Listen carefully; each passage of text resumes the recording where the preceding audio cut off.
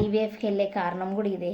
First వద్దనుకొని మళ్ళీ ఇప్పుడున్న financial స్టేటస్కి ఒకరికి అన్నమే ఎక్కువ, ఒక బేబీ వద్దు అని నేను అనుకున్న రోజులు చాలా ఉన్నాయి. నేను బేబీ అనేది ఇంపార్టెంటా కాదా అంటే బాండింగ్ అనేది బయటకు వచ్చాక వాళ్ళ బాండింగ్ అలానే ఉంటుంది ఆబ్వియస్లీ సిస్టమ్. ఎందుకంటే బేబీని టేక్ కేర్ చేసే వాళ్ళు ఇంట్లో ఉంటే నో ప్రాబ్లం, 100% కరెక్ట్ డెసిషన్ అని నాకు అనిపించింది. ఉండడం మనకు చూసేవాళ్ళు ఉండాలి మెయిన్గా. చెప్పలేను ఆ బాధ అనేది, చెప్పలేను. అలాంటి బాధ ఎక్కువ ఉంటుంది జాబ్ చేసే వాళ్ళకంటే. స్ట్రెస్ లెవెల్ ఎక్కువ ఉంటుంది. అయినో పెరిగిపోతూ ఉంటారు. ఈ బేబీతో టైం స్పెండ్ చేసే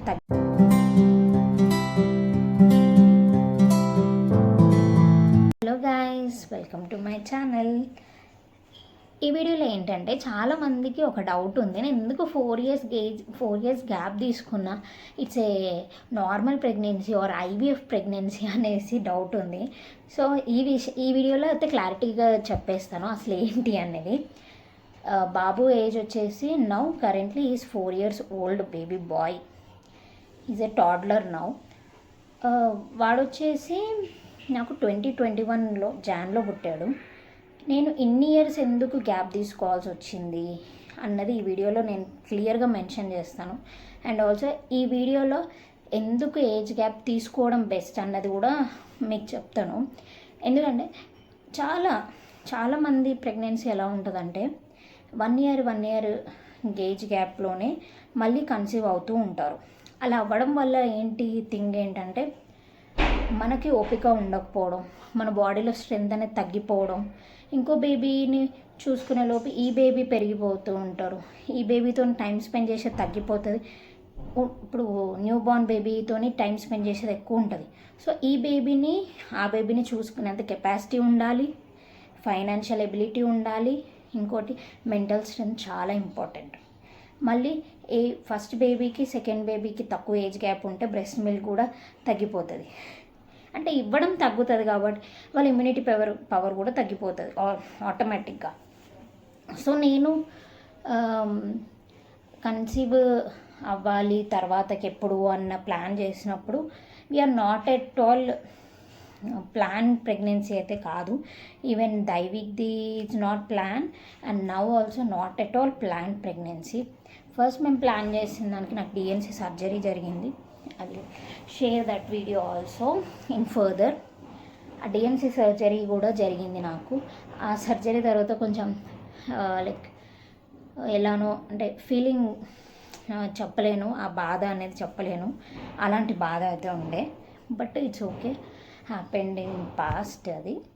బట్ ఇప్పుడు వచ్చేసి ఏంటంటే ఫస్ట్ది న్యాచురల్ ప్రెగ్నెన్సీ నాది, నెక్స్ట్ది కూడా న్యాచురల్గానే వచ్చింది. దైవిక్ది కూడా అన్ప్లాన్ ప్రెగ్నెన్సీ అయినా న్యాచురల్ కన్సెప్షన్ అయింది.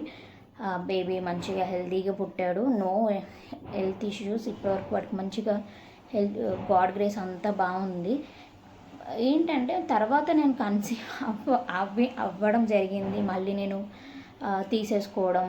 ఎందుకంటే ఇలాంటివి ఎందుకంటే ఏజ్ గ్యాప్ తక్కువ ఉండడం, మనకు చూసేవాళ్ళు ఉండాలి మెయిన్గా, వెనకాల సపోర్ట్ సిస్టమ్ ఉండాలి, ఫ్యామిలీ సపోర్ట్ సిస్టమ్ ఉండాలి. చాలా ఇంపార్టెంట్ ఫ్యామిలీ సపోర్ట్ సిస్టమ్. ఎందుకంటే బేబీని టేక్ కేర్ చేసే వాళ్ళు ఇంట్లో ఉంటే no problem, you can work, you can go for a job, whatever మనం ఏది చేయాలనుకుంటే అది చేయొచ్చు. బట్ సింగిల్గా మీరే టేక్ కేర్ చేయాలి అంటే it's really very hard.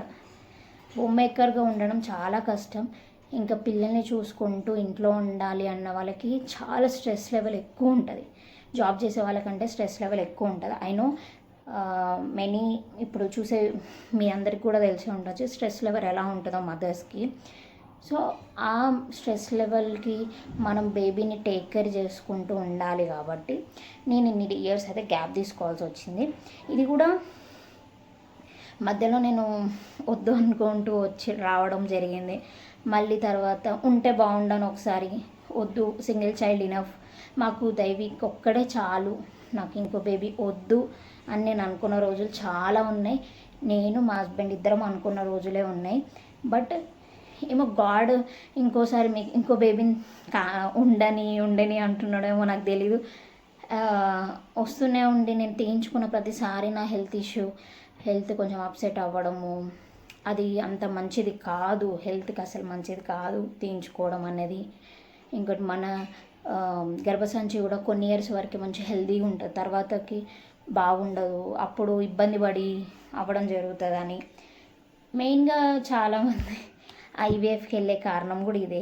First వద్దనుకొని మళ్ళీ బేబీ కన్సీవ్ అవ్వకపోవడం, మళ్ళీ కన్సీవ్ అయినా కూడా ఫ్రీక్వెంట్గా అబార్షన్స్, మిస్క్యారేజ్ జరగడం ఇది జరుగుతూ ఉంటుంది. సో ఇక్కడ క్లారిటీ అర్థమైపోయింది కదా. It's not an IVF or IUI treatment I have taken, not at all. It's a natural pregnancy to me. ఇంకో వీడియోలో నేను న్యాచురల్గా అసలు ఎలా కన్సీవ్ అవ్వాలి, ఫోలిక్ యాసిడ్, ఐరన్, కాల్షియం ఇలాంటి ఏ మెడిసిన్ లేకుండా డైట్, మన ఫుడ్ డైట్, మన రెగ్యులర్ డైట్తోనే మనం ఎలా న్యాచురల్గా కన్సీవ్ అవ్వచ్చు అన్నది వీడియో చేస్తాను. ఎందుకంటే ప్రజెంట్ చాలామంది ఐవీఐకే వెళ్తున్నారు కాబట్టి వాళ్ళకి చాలా యూస్ఫుల్ అవుతుంది ఈ నేను ఏదైతే చెప్పాలనుకుంటున్నా అన్నది. ఎందుకంటే డాక్టర్స్ చెప్తారు, బట్ వాళ్ళు ఎక్కడైనా 1% అయినా కొంచెం కమర్షియల్ థింకింగ్ అయితే ఉంటుంది కాబట్టి అందరు అలా ఉంటారని కాదు, కొందరిని చూస్తున్నాం కదా అలా ఉన్నారు.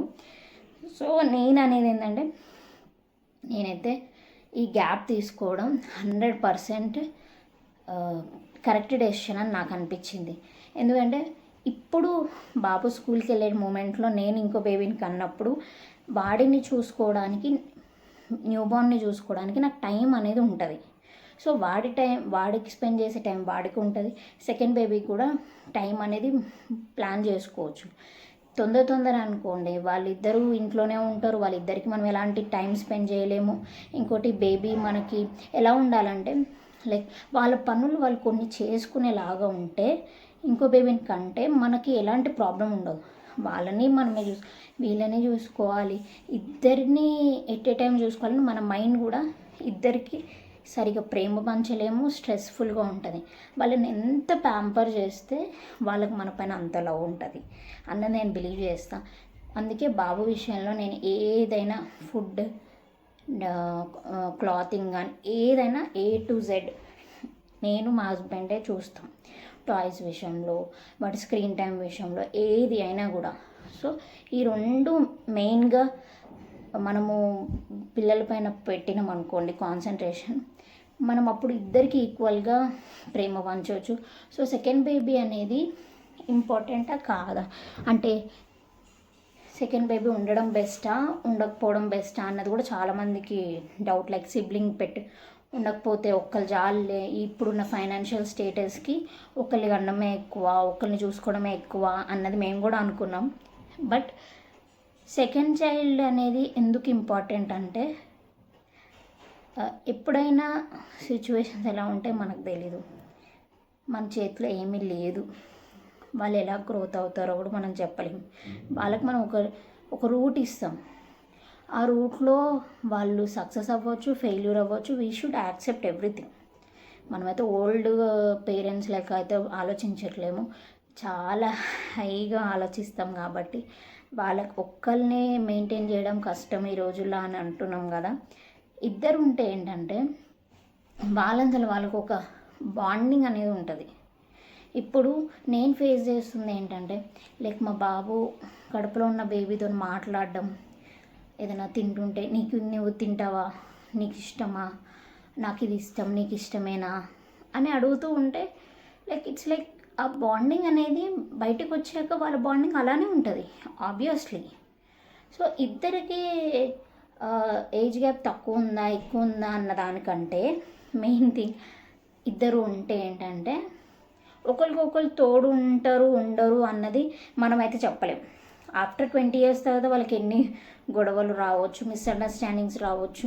ఒకళ్ళు యూఎస్కి వెళ్ళొచ్చు, ఒకళ్ళు ఇండియాలో ఉండొచ్చు, వేరే కంట్రీస్కి వెళ్ళొచ్చు, వేరే జోన్లో బతకొచ్చు. బట్ థింగ్ ఒక్కటే, ఇద్దరు ఉంటే బాగుంటుంది అన్న దాని గురించే నేను ఇంకో బేబీని ఇంకా అబార్ట్ చేసుకోకుండా ఉంచుకోవాలనుకున్నాను. అది కూడా ప్రజెంట్ కరెక్ట్ ఏజ్ గ్యాప్ కరెక్ట్గా ఉంది. ఇంకా నేను ఈ టైం మన ఏజ్ అన్నీ చూసుకొని, హస్బెండ్ది నాది ఏజ్ చూసుకొని మనం ఎప్పుడు రిటైర్ అవుతాం, అప్పటి వరకు పిల్లలు పెద్దగా అవుతారా కారా, ప్రతిదీ ఫైనాన్షియల్ స్టేటస్ చూసుకున్న తర్వాతనే ఈ డెసిషన్ ఇంకా బేబీని ఉంచుకుందాం, బేబీని బాగా చూసుకోవాలి అన్నది చూసుకున్నాం అనమాట. సో ఇది వచ్చేసి నా natural pregnancy, not at all IVF. ఇంకా కొన్ని tips about natural pregnancy further వీడియోస్లో అయితే నేను షేర్ చేస్తాను. ఐ హోప్ ఈ వీడియో మీకు నచ్చినట్లయితే please do like, share and subscribe. And అందరికి ఉన్న డౌట్ కూడా నేను మ్యాథ్స్ క్లియర్ చేశానని అనుకుంటున్నాను. Until then, bye bye.